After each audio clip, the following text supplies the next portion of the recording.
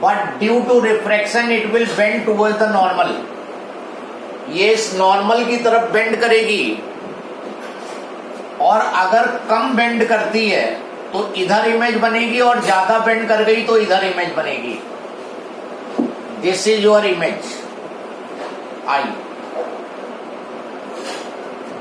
I is the image. अगर light ज्यादा bend कर गई तो इस साइड में इमेज बनेगी, और अगर कम बेंड की तो पीछे बढ़ाने पे यहां मीट करेगी, तो लेफ्ट साइड में इमेज ऑब्टेन होगी. और रिफ्रैक्टेड रे और नॉर्मल के बीच का एंगल, एंगल ऑफ रिफ्रैक्शन, तो ये एंगल आर हो गया. आर को इसी तरह बनाना, ये वाला आर मत बनाना. आर जो है इसी टाइप का बनाना, क्योंकि यहां पे हम एक टर्म गामा भी यूज करेंगे, और फिर नहीं तो गामा और आर एक जैसे लगने लगेंगे. आज तो कोई प्रॉब्लम नहीं होगी, बाद में होगी. हाँ बोलो सर. लेफ्ट साइड में इमेज कहाँ बनेगी? अगर मान लो ये कम बेंड होती है, मान लो ये इसको बनाना नहीं, तुम इतना बेंड हुई केवल, तो इधर तो ये मीट करेगी नहीं. पीछे जब बढ़ाओगे तो ये यहाँ पे मीट करेगी, तो यहाँ पे वर्चुअल इमेज आ जाएगी.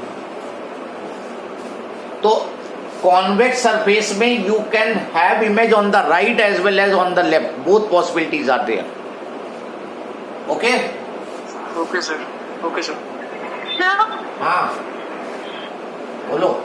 सर ये इमेज वाला फिर से बता दीजिए. पार्डन सर ये कैसे बनाया है, नहीं समझा है. ये रे डायग्राम, यस सर. ये लाइट इंसिडेंट हुई, यहां पे आए, यहां पे नॉर्मल ड्रॉ करोगे तब पता चलेगा. तो पॉइंट को सेंटर से ज्वाइन करा दो, क्योंकि कर्व ऐसा है, इस तरह का कर्व है, तो सेंटर ऑब्वियसली राइट में होगा. अगर ऐसा होता तो सेंटर लेफ्ट में होता. तो सेंटर इधर की तरफ है, सेंटर और पॉइंट को मीट करा दो, तो ये नॉर्मल लाइन हो गई डॉटेड. और लाइट जिसको ऐसे जाना था, ये नॉर्मल की तरफ बेंड करेगी, और जब बेंड करी तो ये यहां पे मीट करी, ये इमेज बन गई. और नॉर्मल और रिफ्रैक्टेड रे के बीच में जो एंगल है वो एंगल ऑफ रिफ्रैक्शन हो गया आर. Any doubt? बोलो. रे डायग्राम में प्रॉब्लम हो तो बोलो अभी भी. तो सर इमेज लेफ्ट साइड भी तो बन सकती थी. वो तो हमने बताया था ना अभी. देखो ये देखो, ये है, ये ऑब्जेक्ट, ये लाइट इंसिडेंट, ये नॉर्मल.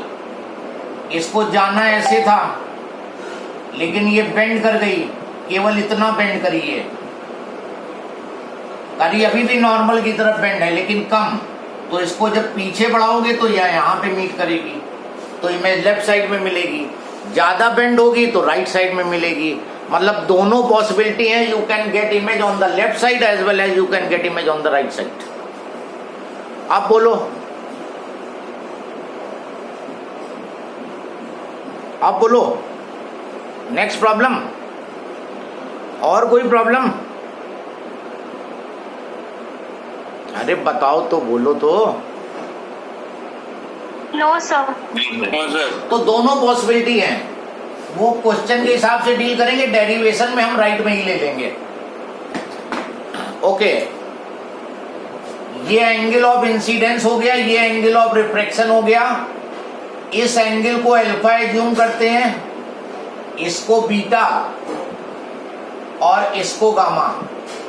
जो इंसिडेंट रे ने एंगल प्रिंसिपल एक्सिस से बनाया अल्फा, जो रिफ्रैक्टेड रे ने बनाया वो बीटा, और जो नॉर्मल ने सबटेंड किया एंगल प्रिंसिपल एक्सिस से, that is gamma. Now here we have to derive the relation. जहां ऊपर तुमने हेडिंग डाली है refraction through single convex refracting surface, उसी में आगे बढ़ा लो. और relation between mu1 mu2 u v and r, mu1 mu2 u v and r for single convex refracting surface. Single convex refracting surface में we are going to derive the relation between mu1 mu2, दोनों refractive indices, object distance, image distance और radius of curvature के बीच में relation derive करना है। तो यहां पर ये भी एडिंग होगी और वो भी रहेगी, दोनों एडिंग में कर दो। अगर कहे रिलेशन डिराइव करो तो भी यही डेरिवेशन रहेगा। ऑब्जेक्ट की डिस्टेंस पोल से -u, सेंटर ऑफ कर्वेचर की डिस्टेंस पोल से +r और इमेज की डिस्टेंस पोल से +v। यहां पर u ऑब्जेक्ट डिस्टेंस,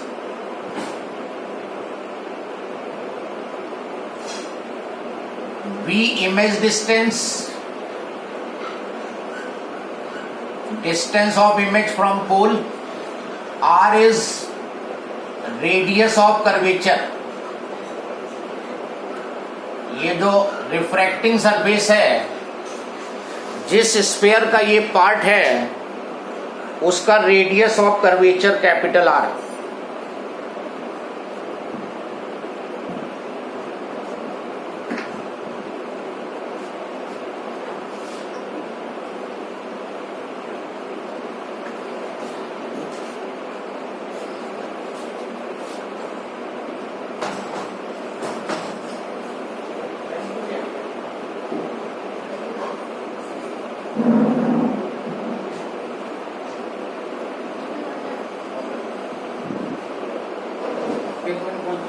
पेन दे दो कोई खराब।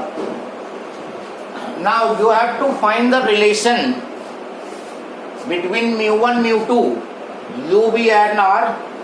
तो रिफ्रैक्टिव इंडेक्स के लिए स्नेल्स लॉ अप्लाई करोगे, इससे नहीं होगा। अपने पिन कहा है ना, स्नेल्स लॉ अप्लाई करेंगे और स्नेल्स लॉ के लिए एंगल ऑफ इंसिडेंस और एंगल ऑफ रिफ्रैक्शन चाहिए होगा, because Snell's law is sin i upon sin r। तो I और R पे अब कंसंट्रेट करो तुम। ये सबको क्लियर है? -u + r + v, राइट में पॉजिटिव, लेफ्ट में negative. Now in triangle OQC, ये Q पॉइंट है, ये this is Q point, mark कर लो।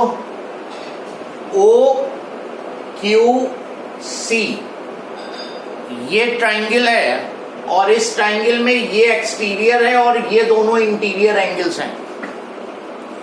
इस ट्राइंगल में ये एक्सटीरियर है, I जो है एक्सटीरियर, और ये दोनों इंटीरियर एंगल्स हैं। तो I is equal to alpha plus gamma, और यहां रीजनिंग में लिख दोगे exterior angle is sum of two opposite interior angles. Exterior angle is sum of two opposite interior angles. इसको equation number 1। From here you are getting I। Then R के लिए देखो, R ये एंगल है, तो इसके लिए ट्राइंगल लो IQC, जिसमें R आएगा। इन ट्राइंगल IQC ये दोनों ट्राइंगल के इंटीरियर एंगल हैं और ये गामा एक्सटीरियर एंगल है। तो gamma is equal to R plus beta and reason is same. Exterior angle is sum of two opposite interior angles, और यहां से आर को सब्जेक्ट बना दो gamma minus beta, this is second equation. Check कर लो, यहां तक कोई कंफ्यूजन हो, कोई प्रॉब्लम हो तो बताओ। चूंकि तुम्हें mu one mu two U V R में रिलेशन फाइंड करना है, तो हमें अप्लाई करना है स्नेल्स लॉ, और स्नेल्स लॉ के लिए आई और आर की वैल्यू की जरूरत थी। So we have selected the triangles in which you have I and R. Exterior angle is sum of two opposite interior angle का यूज किया। नाउ यहां पे स्नेल्स लॉ अप्लाई कर दो। According to Snell's law, according to Snell's law, अब यहां पे Snell's law apply करो।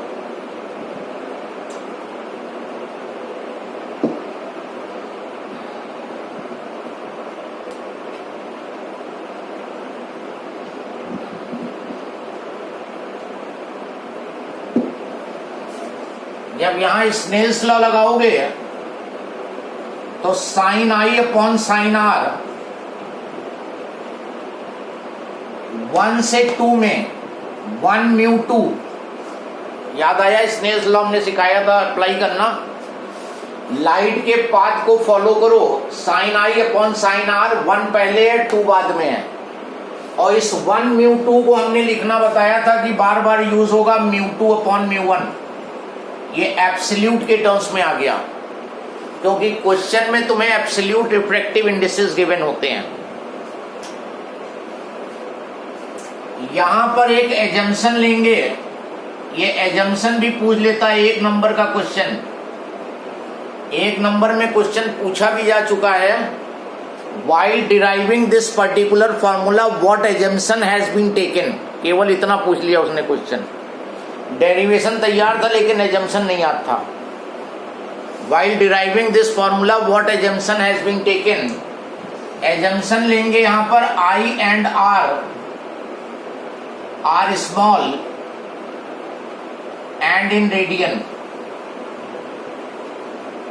अगर एंगल आई और आर स्मॉल होंगे तो हम कई बार बता चुके हैं sine I will be equal to I and sine R will be equal to R. तो इस एजम्पशन में ये फॉर्मूला डिराइव होगा that angle I and R are small and in radian. तो ये साइन आई की जगह आई कर दो,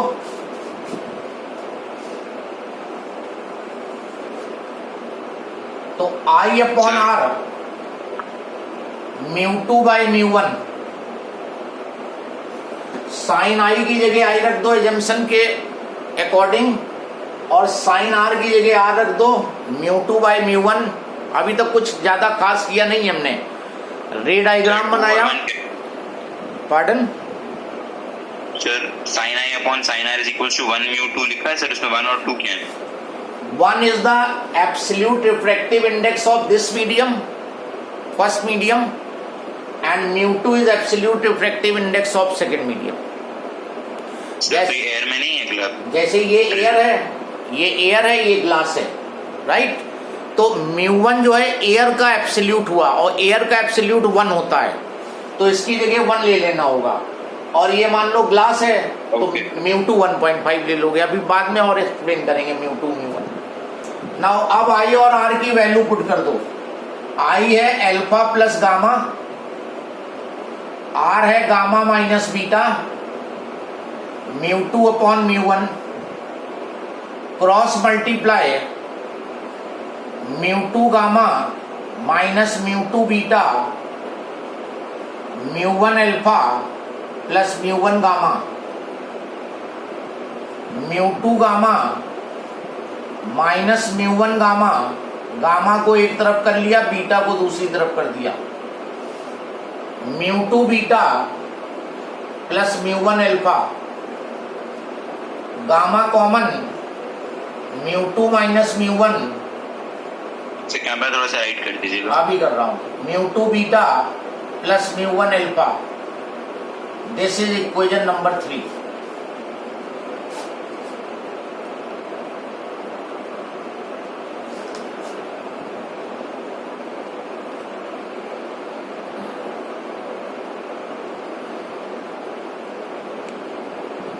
Now it's okay?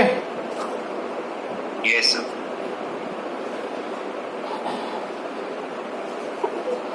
थोड़ा जूम कर दीजिए। जूम भी कर दें? अब यस सर।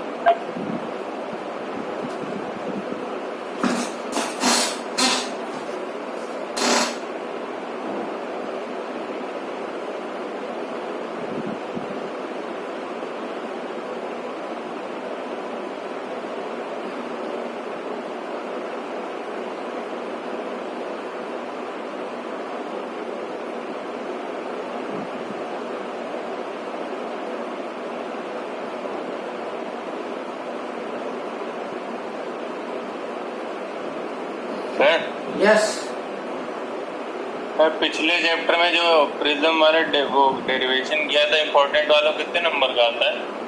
3 नंबर। केवल डेरिवेशन पूछा तो 3 नंबर, अगर ग्राफ के साथ पूछा और भी आप पॉइंट लगा दिए तो 5 नंबर तक जा सकता है। वर्कशीट में देखना, लास्ट वाला जो क्वेश्चन है प्रिज्म में, वो पूरा 5 मार्क्स का उसका डेरिवेशन टाइप होता है। हमें 3 पार्ट वाला जैसा बड़ा वाला। हाँ, बड़ा क्वेश्चन जो है ना लास्ट वाला, वो 5 मार्क्स का हाँ। क्वेश्चन है, तो उसमें सारी इंफॉर्मेशन ओके। ले लेगा तुमसे। ना तो ठीक है। ये डेरिवेशन जो हुआ तुम्हारा 3 स्टेप्स में, इसको समझना है तुम्हें। पहले स्टेप में ये डायग्राम हो गया पूरा, डायग्राम मस्ट होता है इस डेरिवेशन में भी। डायग्राम पहले स्टेप में। दूसरे में तुम्हें आई निकालना है, आर निकालना है, स्नेल्स लॉ लगाना है, एजम्पशन लेना है, और गामा एक तरफ, अल्फा बीटा दूसरी तरफ रख के एक इक्वेशन थर्ड निकाल ली तुमने। ये 2 स्टेप कंप्लीट हो गए। अब कहीं भी रिलेशन में उसने अल्फा बीटा गामा की बात नहीं की है, उसने म्यू1 म्यू2 यू वी और आर के बीच में ही रिलेशन चाहिए, जबकि यहां पर अल्फा बीटा गामा एक्स्ट्रा आ रहा है और अभी यू और वी आया नहीं है। तो अब इसका आखिरी स्टेप होगा, you have to draw perpendicular from Q on principal axis. यहां से परपेंडिकुलर ड्रॉप कर दो N.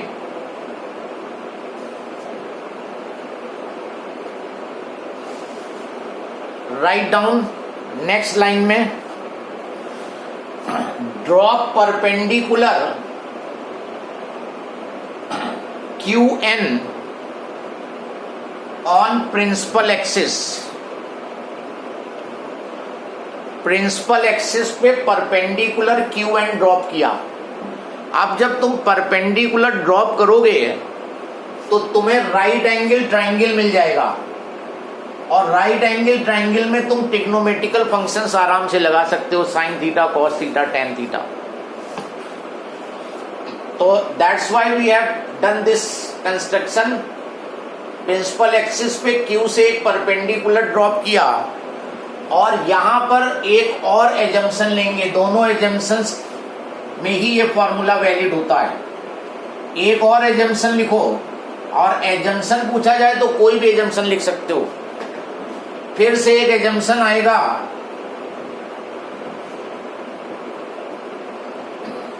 Alpha beta and gamma are small and in radian. Alpha beta gamma जो हैं ये स्मॉल और रेडियन में लेंगे।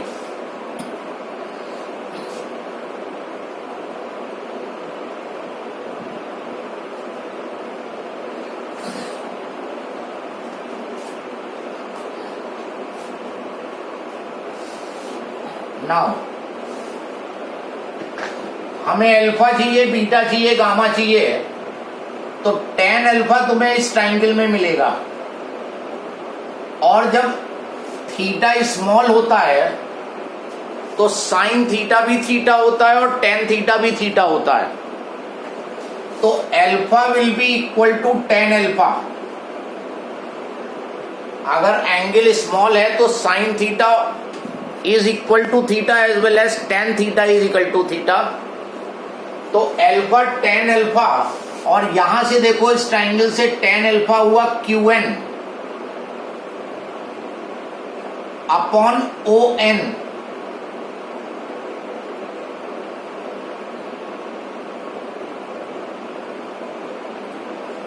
ON कितना है? Minus you. माइनस यू तो नहीं है। All the distance are measured from the pole. Minus U तो OP है, ON नहीं है। प्लस R जो है वो CP है, CN नहीं होगा। लेकिन हम इसको OP लिख सकते हैं under this assumption.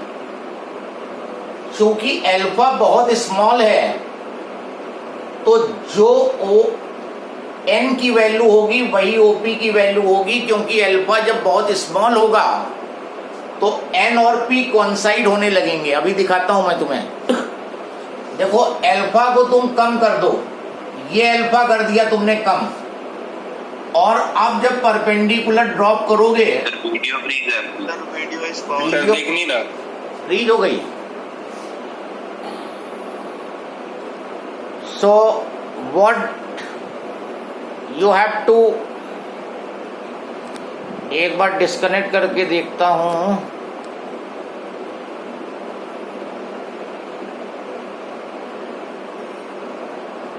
Now see, is it okay now? Is it okay?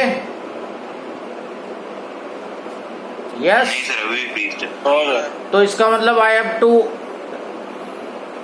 Reconnect. Sir थोड़ा, ये सर थोड़ा क्लियर भी नहीं है। हाँ, एक्चुअली हो सकता है टाइम की वजह से हो जाता हो, क्योंकि every day it is happening. After a particular time video freeze हो रहा है। तो रीज्वाइन कर लो सब लोग, मैं एंड करके फिर से करता हूँ। रीज्वाइन।